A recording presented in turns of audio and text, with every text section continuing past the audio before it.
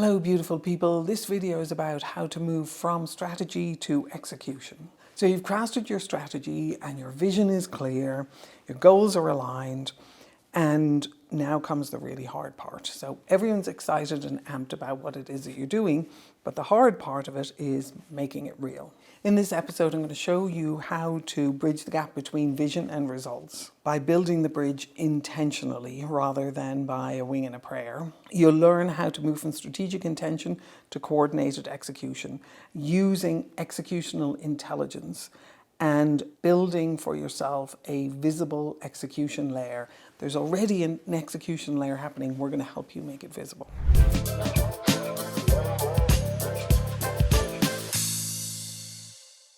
So your strategy is solid, but so why isn't it gaining traction? High-performing organizations actually move from idea to action by taking advantage of their understanding of the execution layer. If your execution feels like chaos, stress, burnout, well then this episode is going to be really valuable for you. I'm doing 20 episodes in this series talking about executional intelligence and the execution layer. I've done one video at the very beginning which was called What is Executional Intelligence? And hopefully that will help you contextualize this and make value for you. Most strategies, most projects fail because execution is assumed and it's not designed. There is a phenomenal way to design execution. And when I say design execution, I don't mean do project plans. I don't mean do basic charts. We're already doing all of those and we already know that those aren't working anything like as well as we would like them to. So when your strategy offsite is successful, and I've run executable strategy sessions for lots of executive teams all over the world, sometimes those are incredibly successful and the board is aligned behind you and the teams are inspired. But when the real work begins, things begin to fall apart. If you begin to understand that execution isn't about effort, it's about visibility, it's about architecture, it's about design, and it's about understanding that there is an execution layer that exists within our organizations that we are not necessarily paying attention to because we don't have the distinctions that allow us to be able to see it. When we do executional strategy for exec teams, we always build the execution piece into it, and we have them actually start doing the execution at their level to begin to get the ball rolling, to understand how to be able to level up their team's executional intelligence, to be able to engage with them based on the execution intelligence that they've built for themselves. So the execution layer, think of it as the bridge between strategy and results. Right now, there are two layers within organizations. There's the visible layer, which is the org chart, the basic charts, the project plans, the dashboards, the Slack channels, the team chats, the meetings, the endless meetings, and they are all the documentation of a project or a strategy execution. There's another layer that's invisible to us, and I always think about it like an iceberg. So 10% of the top of the iceberg that you can see above the water is what we can currently see. The 90% that actually gets the work done, that delivers the real value, is what we're not able to see, what we haven't necessarily thought ourselves how to observe. So what lives in this execution layer? Roles and responsibilities, and not just basic ones, but actual human coordination ones that have to do with internal customers and internal performers. And I've spoken about this in a number of other videos. Coordination loops that have to do with developing requests, developing offers, designing together and co-inventing together. Delivery, which we're all familiar with, I'm not going to say anything about that. And then declarations of satisfaction, where customers who are identifiable as customers are actually satisfied with what's been delivered. Conditions of satisfaction in every layer of the promise and commitment. So if you think about what's happening at the moment, our projects are becoming much, much more complex, more global, more virtual, more multi-dimensional. They're moving faster. We're going to bring AI into this mix, and things are going to get even crazier if we don't understand how execution really happens, if we don't have visibility into the execution layer. If we can build conditions of satisfaction into every single promise that we're doing, and right now we can do that manually, and my team and I have done it manually for large multinational corporations, but we can do it manually. And we can also do it with the assistance of AI. AI is going to give us a huge boost in visibility and transparency of our execution layer, in our ability to be able to design it and manage it. The Execution layer also has visible requests, offers, renegotiations, and completions. This isn't soft skills. This is actually how work gets done. If you were able to have visibility into this, think of how much more effective you could be. If you were able to understand the commitments that your team were making right across the team, you would have visibility into what's working, what's not working, who's doing amazing work, who's struggling and needs your help. You would be able to have visibility into the layer that is the network of invisible commitments that we're making to each other on a constant basis. You wouldn't be distracted by the task list from a project. You would be paying attention to the project goals and the project milestones, knowing that they were going to move and shift as your dynamic network of commitments evolved over the period of a project. Executional intelligence, when it is applied to strategy, it can be used to produce real-world impact. So executional intelligence makes the difference between endless rework versus rapid delivery. So many projects, because we have not designed the execution layer, because we don't have executional intelligence, because we don't have visibility into the execution layer, we're doing endless rework. I'm sure if you think about a project that you're working on or leading right now, I think it is 64% of work on a project in mid-project at the moment is about rework. We make huge progress in the beginning of our project. We get everything off the ground. Because we haven't designed our execution layer, we don't have executional intelligence, that begins to break down the road over time, and we end up with tons of rework on our project, to the point where we're doing more rework in many projects than we are actually doing real work in projects. We move from assumptions to alignment.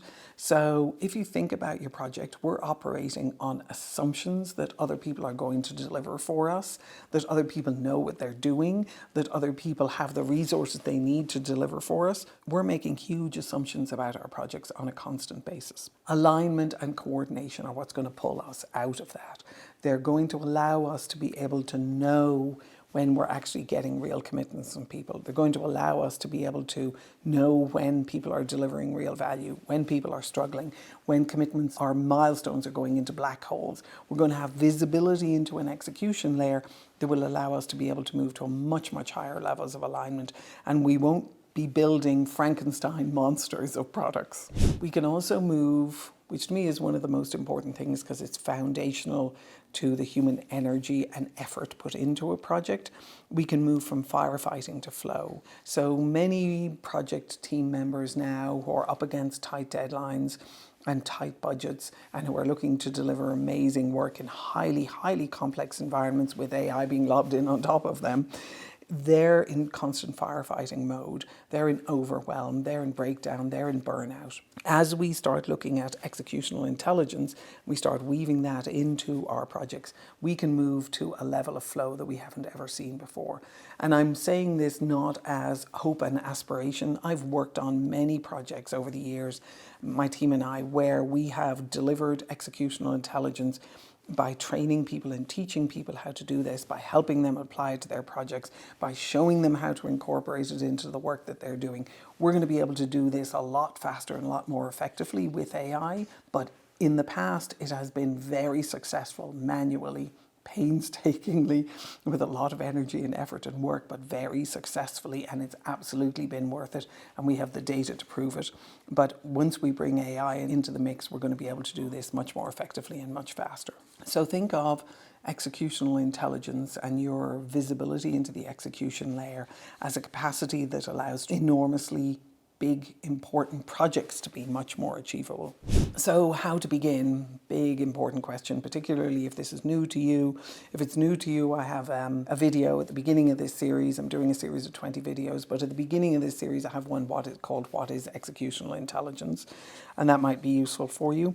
But as you start to begin, think about your execution layer. Begin to map your execution layer and map it in terms of who owns what, who's the customer for what, who's the performer for what, and where are some of our handoffs failing. So many times handoffs will actually be lobs over the wall. There will not be conversations between customers and performers for those important pieces of work, and they fall into the cracks between people's understanding in the project. Introduce really tight coordination practices. The nice thing about the coordination practices is there's an atomic structure for them. It allows us to be able to understand what a coordination loop is. It is develop, design, deliver, declare. There are 4 steps in it. If your people are able to understand that at the micro level and at the macro level, which is what's running the project, they will be able to relate to it and make sense of it. And it is literally micro and macro. If you repeat it consistently, you'll see an awareness and a tightness of your execution layer begin to build over time. Build an infrastructure of trust. And trust seems like a very fuzzy thing and doesn't seem like something that can be really harnessed to be able to deliver hardcore product delivery projects. But trust me, it really is. Our ability to be able to trust each other really determines our ability to be able to coordinate with each other and our ability to be able to deliver for each other. We're now able to have a trust index that allows us to measure not how trustworthy someone is, but the trust that they have built over time through delivery. And so we can see whether or not they're consistently building trust and they have the tools and capabilities to do it. And also when trust breaks down, how are people handling it? So you'll always have a couple of people on the team who are really good at handling it and a couple of people on the team who are really scared of handling it. We're looking to improve that capacity over time. It's how fast we can recover when breakdowns happen and how quickly we can resolve them and move forward. And that they don't sit there sort of putrefying for the process of the project. And we realize that it's our Achilles heel when we get to the end of the project on something that was critical that never got taken care of. So your 3-part playbook is map the execution layer, introduce coordination practices, and build a trust infrastructure that's also measurable and trackable. As you start looking how to move from strategy to execution, I have a freebie for you, which hopefully will help you. I have a white paper on my website, which is called Execution by Design, and it talks about this design process and how to understand the invisible execution layer and how to build your own executional intelligence. It's on my website, www.jenniferkenny.com/execution. It's also available under free resources on my website. Download it, read it, let me know what you think of it. As you embark on your own journey to learn executional intelligence and see your execution layer operating in your project, let me know how it goes for you. Hopefully some of these videos will help you in the process, and I wish you the best of luck and success in your projects and in your execution strategy. Take care.